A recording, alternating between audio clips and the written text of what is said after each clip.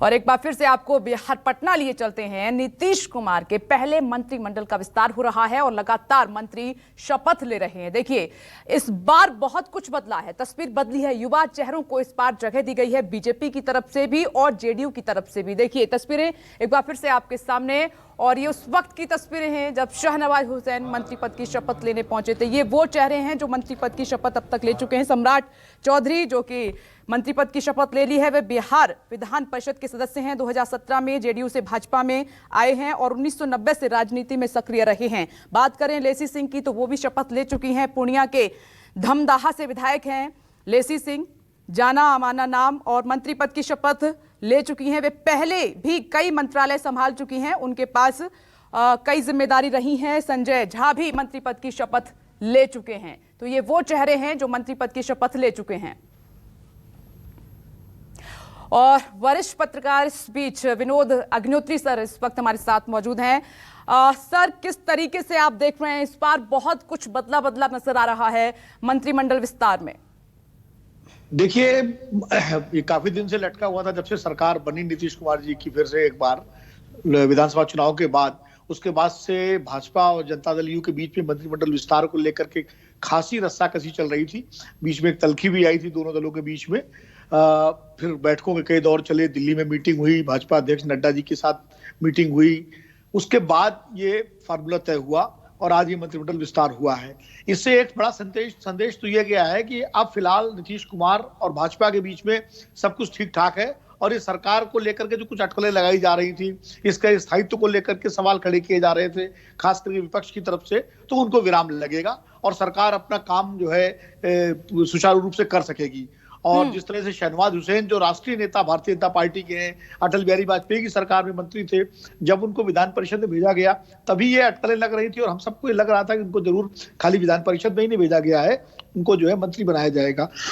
इससे एक बड़ी कमी ये पूरी हो गई कि बिहार जहां मुस्लिम आबादी की बड़ी तादाद है, और वहां जब कैबिनेट, जब मुख्य नीतीश कुमार ने शपथ ली थी तो कोई भी मुस्लिम चेहरा उस मंत्रिमंडल में नहीं था, जिसको लेकर के सोशल मीडिया में और मीडिया में सवाल भी उठे थे। मैंने खुद इस बात को उस समय बहस में से रेखांकित किया था। शाहनवाज हुसैन के जाने से एक बड़ी बात ये हो गई कि भारतीय जनता पार्टी की तरफ से वो एक मुस्लिम चेहरे के रूप में आए हैं और एक उदारवादी मुस्लिम नेता हैं, वो राष्ट्रवादी मुस्लिम हैं, और जिस तरह से उनका एक प्रभाव है बिहार में, तो पोर्टफोलियो कौन सा मिल सकता है, इसकी भी चर्चा जोरों पर है। देखिए, एक पोर्टफोलियो तो अल्पसंख्यक कल्याण तो मुझे लगता है शायद उनको जरूर मिलेगा। इसके अलावा कोई एक मजबूत पोर्टफोलियो उनको मिलना चाहिए। अब वो कौन सा पोर्टफोलियो होगा, तो नीतीश कुमार जो भाजपा के बीच में तय हुआ होगा, हो सकता है, क्योंकि भारतीय जनता पार्टी इस बार ज्यादा बड़ी हिस्सेदारी सरकार में चाह रही है, और जिस तरह से उसने 2 अपने उप मुख्यमंत्री बनाए हैं, उससे भी उसको हिस्सेदारी तो मिली है। मुझे लगता है कि कोई मजबूत पोर्टफोलियो उनको मिलेगा। कुछ ऐसी भी चर्चा हो रही है सर कि डिप्टी सीएम भी बनाया जा सकता है। देखिए, डिप्टी सीएम की बात तो चल रही है, लेकिन 2 deputy CM Bharatiya Janata party की तरफ से पहले से ही है।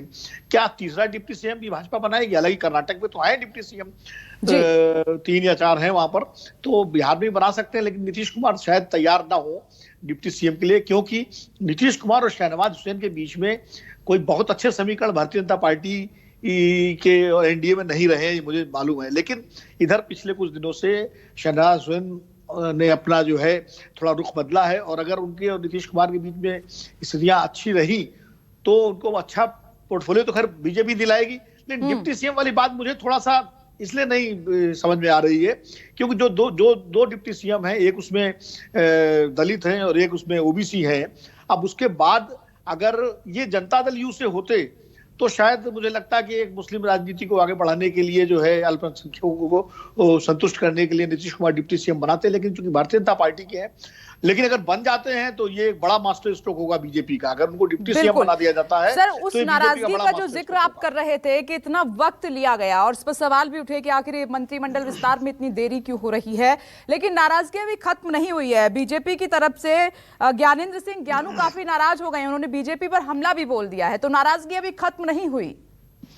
नहीं, नाराजगी तो देखिए इतनी आसानी से खत्म होने वाली भी नहीं है, क्योंकि जिस तरह का इस बार जो विधानसभा का गणित है, जिसमें भारतीय जनता पार्टी दूसरे नंबर की बड़ी पार्टी और एनडीए की सबसे बड़ी पार्टी हो गई है, मुख्यमंत्री भले नीतीश कुमार हो, और जिस तरह नीतीश कुमार कोशिश कर रहे हैं, जो जैसे ओवैसी के विधायकों से वो मिले थे, बीएसपी के विधायकों को उन्होंने शामिल किया, इस तरह से जो कोशिश कर रहे हैं अपनी संख्या बढ़ाने की। खबर यह भी थी कि कांग्रेस के कुछ विधायक उनके संपर्क में हैं, तो कांग्रेस के भी कुछ विधायक अगर तोड़ करके अगर नीतीश कुमार अपनी विधानसभा में अपनी संख्या बढ़ाते हैं, तो कहीं ना कहीं वो बीजेपी के दबाव से निकलने की कोशिश भी करेंगे।